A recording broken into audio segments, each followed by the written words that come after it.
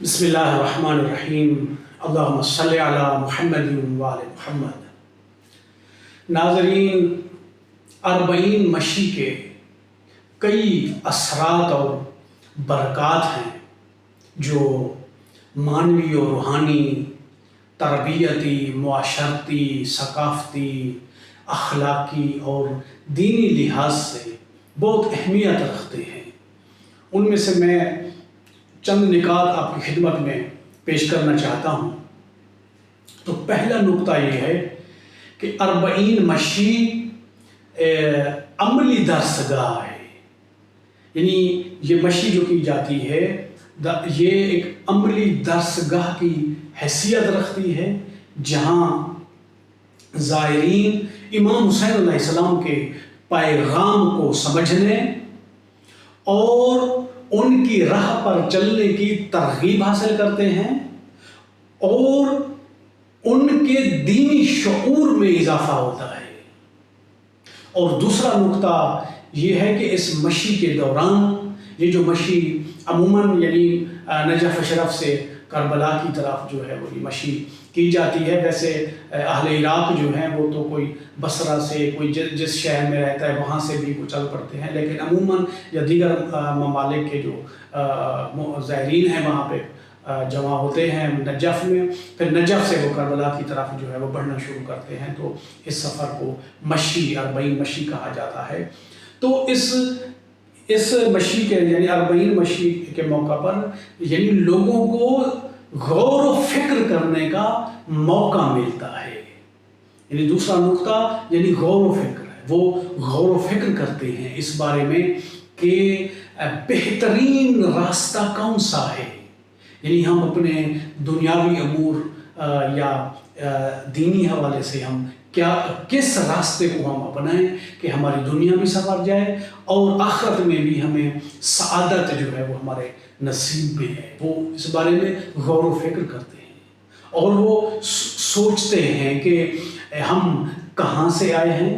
ہماری منزل کیا ہے اور ہم نے کہاں جانا ہے، اور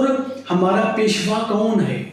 ہمارا رہنما کون ہے، ہمیں کس کی پیروی کرنی چاہیے، ہمیں کس کے پیچھے چلنا چاہیے، وہ کون ہے کہ جو ہمارا ہاتھ پکڑے اور اللہ تبارک و تعالیٰ تک جو ہے وہ ہمیں پہنچا دے۔ تو ہمارا رہنما کون ہونا چاہیے، اور وہ اس بارے میں بھی فکر کرتے ہیں کہ ہمارا وظیفہ کیا بنتا ہے، ہماری یعنی فریضہ کیا ہے، ہماری آج کے اس پرشب دور میں ہماری ذمہ داریاں کیا بنتی ہیں۔ یہ یعنی مشی کے دوران یہ لوگوں کو موقع میسر آتا ہے۔ اور اسی طرح تیسرا نقطہ یہ ہے کہ زائرین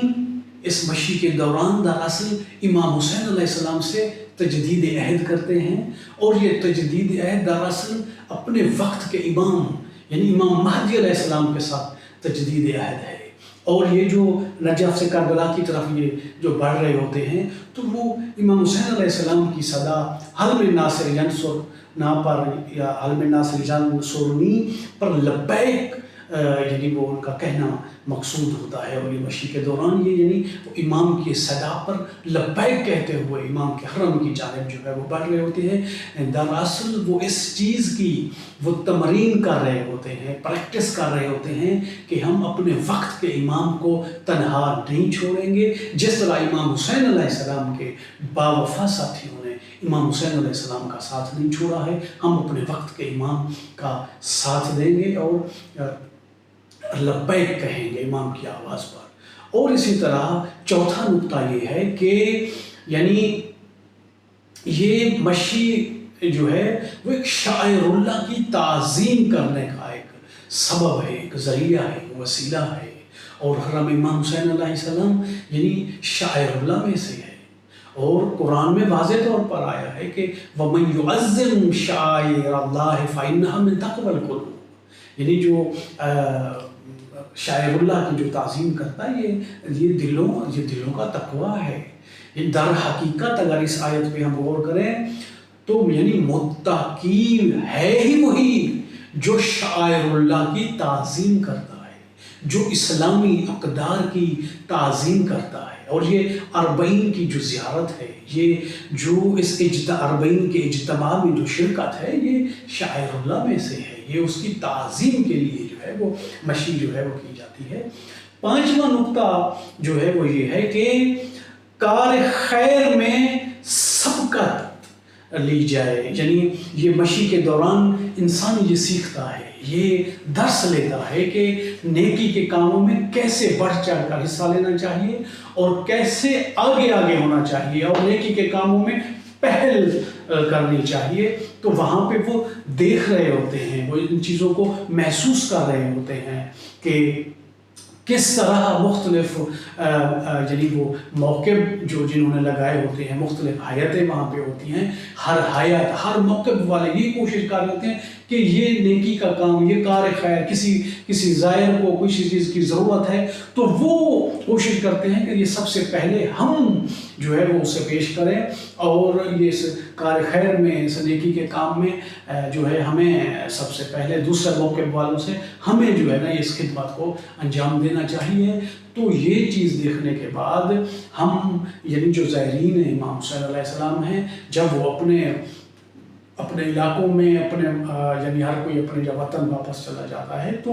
وہ اس چیز کو اپنی زندگی میں وہ جو ہے وہ لاگو کرتا ہے، وہ وہاں پہ اپناتا ہے، وہ کوشش کرتا ہے کہ کار خیر میں جو ہے وہ یعنی سبقت وہ رکھے اور پہل کرے۔ اور اسی طرح چھٹا نقطہ یہ ہے کہ اس سفر کے دوران یعنی مختلف مشکلات اور سختیوں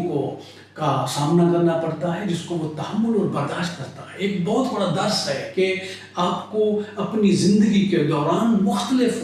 مسائل اور مشکلات کا سامنا کرنا پڑے گا، لہذا آپ نے جس طرح اس مشی کے دوران جو یعنی مشکلات اور سختیوں کو برداشت کیا ہے، اپنی زندگی میں پیش آنے والے مختلف یعنی جو مسائل اور مشکلات ہیں ان پر تحمل کرنا ہے، ان کے اوپر صبر کرنا ہے۔ اور اسی طرح یہ تمرین ہے، تجربہ ہے ظہور امام زمانہ علیہ السلام کے اس زمانے کا، وہ اس کی ایک جھلک ہے کہ آپ خود یعنی اکثر آپ یعنی روایات سے مستفید ہوئے ہیں اور سنتے رہتے ہیں کہ جب امام زمانہ کا ظہور ہوگا تو لوگ فقراء کو، مساکین کو تلاش کر رہے ہوں گے، انہیں ڈھونڈ رہے ہوں گے کہ ہم ان کی ہیلپ کریں، لیکن وہ ڈھونڈنے پر بھی نہیں ملیں گے۔ تو یہاں پہ یہ وہ تمرین اور پریکٹس کی جا رہی ہوتی ہے اس مشی کے دوران کہ کس طرح یعنی کسی ضرورت مند کی جو ہے وہ ضرورت کو جو ہے وہ پورا کیا جائے، اور اس میں جتنے بھی موقف لگائے جاتے ہیں وہ وہاں پہ خدمت کرنے والے کوشش یہی کر رہے ہوتے ہیں کہ ہم جو ہے نا کسی ایسے بندے کی خدمت کر سکیں جو دوسرے جو ہے نا وہ انجام نہ دے، وہ تلاش کر رہے ہوتے ہیں ضرورت مندوں کو۔ اور اسی طرح آٹھواں نقطہ یہ ہے کہ یعنی اس مشی کے دوران لوگوں کی اہل بیت علیہ السلام کی طرف توجہ ہو جاتی ہے، ان کی توجہات کا مرکز اہل بیت علیہ السلام قرار پاتے ہیں، اور وہ یعنی جب وہ توجہ کرتے ہیں تو پھر وہ ان چیزوں کو سوچتے ہیں، دیکھتے ہیں کہ یعنی اہل بیت علیہ السلام یعنی ان کا راستہ، اور خصوصاً امام حسین علیہ السلام کا جو راستہ ہے وہی نجات کا راستہ ہے، اور وہی جس کو پیغمبر اعظم صلی اللہ علیہ وسلم نے یعنی حضرت نوح کی کشتی کے ساتھ جو ہے اس کی تشبیہ دی ہے، اور جو اس کشتی پر سوار ہو گیا وہ نجات پا جائے گا۔ تو لہٰذا ان کی توجہات کا مرکز اہل بیت علیہ السلام ہوتے ہیں۔ نواں نقطہ ہے جی حق و باطل کی تشخیص، یعنی اس 40 مشی کے دوران یعنی لوگ حق و باطل کی تشخیص کرتے ہیں، اور تشخیص کرنے کے بعد وہ اس نتیجے پر پہنچتے ہیں کہ وہ بھی یعنی اپنی زندگیوں میں امام حسین علیہ السلام کی طرح جب حق کو پہچان لیں گے تو ہمیشہ حق کا ساتھ دیں گے،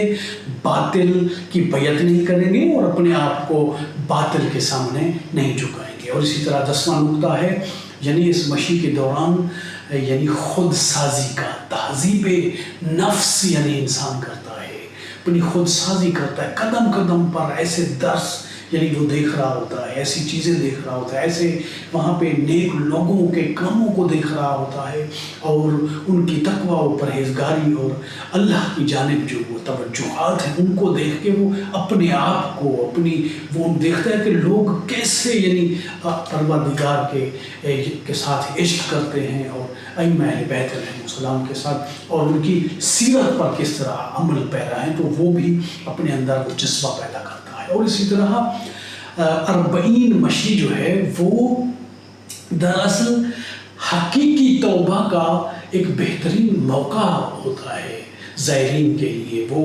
یعنی حقیقی طور پر، اور ان کے اس سفر میں انہیں یعنی وہ حضرت امام حسین علیہ السلام کے یعنی ان کے حضرت حر کا جو ان کے ساتھ جو برتاؤ تھا، پھر آپ کا یہ حضرت حر کا امام سے یعنی معافی مانگنا اور توبہ جو ہے وہ یہ منظر ان کے سامنے جو ہے وہ ہوتا ہے، تو وہ دراصل اس مشی کے دوران اپنے گناہوں کی حقیقی توبہ وہ جو ہے وہ ان کو توبہ کرنے کا موقع یہ میسر آتا ہے، اور وہ انہیں کامیابی ان کے نصیب میں آتی ہے کہ وہ وہاں پہ ایک حقیقی توبہ کرنے میں وہ کامیاب رہتے ہیں۔ اور اسی طرح اس مشی کے دوران رضایت خدا کو اہمیت دی جاتی ہے، تقرب اللہ، اسی طرح وابتغوا الیہ الوسیلہ قرآن کی آیت ہے، تو وہ حضرت امام حسین علیہ السلام کو وہی ایک اللہ کے قرب کے حصول کا ایک وسیلہ قرار دیتے ہوئے ان کی توجہ کا مرکز جو ہے وہ امام حسین علیہ السلام ہوتے ہیں، اور اس یعنی ان کی کوشش یہی ہوتا ہے کہ وہ کربلا یعنی وہ پہنچ رہے ہیں اور اپنے آپ کو امام حسین علیہ السلام کو وسیلہ قرار دے کہ دراصل وہ اللہ کا قرب حاصل کرنا چاہتے ہیں، وہ اللہ کی رضایت حاصل کرنے کے جو ہے وہ خواہش مند ہوتے ہیں۔ اور اسی طرح 13واں نقطہ یہ ہے کہ یعنی اس مشی کے دوران یعنی سستی و کاہلی کو ترک کرنا، کہ کس طرح لوگ اب دیکھیں اس میں معذور افراد ہیں، مریض ہیں، لیکن وہ ایک سمت تو بڑھ رہے ہیں اور وہ حرکت میں ہیں، وہ تحرک میں ہے۔ یہ تحرک جو ہے دراصل یہ نور کی جانب تحرک ہے، ان کا نور کی جانب جو بڑھنا ہے، یعنی ہمیشہ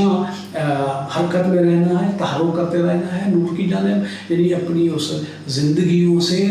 سستی اور کاہلی کا خاتمہ کرنا ہے۔ اور جو ہے وہ 14واں نقطہ ہے کہ